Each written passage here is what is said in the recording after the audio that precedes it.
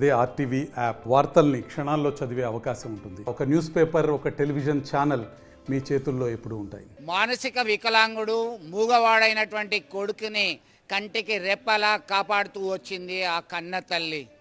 అయితే కొడుకు చనిపోతే తాను ఉండను, ఇక బతుకుడు వేస్ట్ అని చెప్పేసి గత కొంతకాలం నుంచి చెబుతూ వచ్చినటువంటి ఆ తల్లి పేగు తల్లడిల్లింది. అనారోగ్యంతో కళ్ళ ముందే కన్న కొడుకు మృతి చెందాడు. దీంతో ఎవరికీ చెప్పకుండా సమీపంలో ఉన్నటువంటి వ్యవసాయ బావిలో మృతి చెందినటువంటి ఘటన విషాదాన్ని నింపింది. అయితే 3 మాసాల వ్యవధిలో ఆ ఒకే కుటుంబానికి చెందినటువంటి 3 మృతి చెందినటువంటి ఘటన కలకలం రేపుతుంది.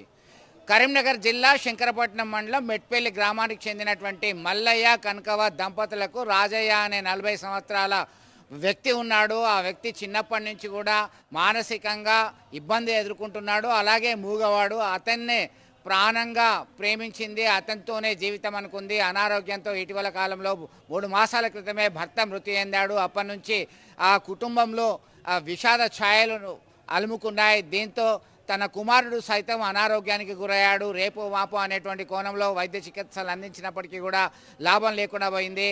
అయితే ఒక్కసారిగా కళ్ళ ముందే కొడుకు మృతి చెందినటువంటి విషయాన్ని జీర్ణించుకోలేకపోయింది. తన తర్వాత ఎవరు మరి ఉంటారు, ఒకరికొకరు తోడు నీడగా ఉన్నామని చెప్పేసి భావించి కలత చెందినటువంటి ఆ వృద్ధురాలు ఒక్కసారిగా మానసిక క్షోభను అనుభవిస్తూ ఎవరికి చెప్పా పెట్టకుండా వెళ్ళింది. వ్యవసాయ బావిలోనే పడి మృతి చెందినటువంటి ఘటన కలకలం రేపుతుంది. ఆ పరిసర ప్రాంతాల్లో ఉన్నటువంటి మరొక బంధువు వీరి అలికిడి కనబడట్లేదని చెప్పేసి వచ్చి పరిశీలించగా మృతదేహం మాత్రమే ఉంది, రాజయ్య మృతదేహం ఉంది.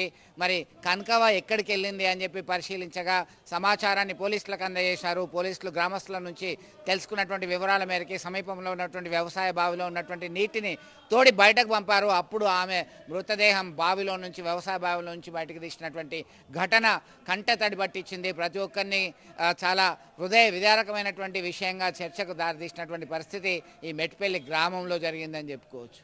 మరిన్ని వీడియోస్ కోసం ఛానల్ ని సబ్స్క్రైబ్ చేయండి. లేటెస్ట్ అప్డేట్స్ కోసం వాట్సాప్ ఛానల్ ని ఫాలో చేయండి. అండ్ లింక్ డిస్క్రిప్షన్ లో ఉంది.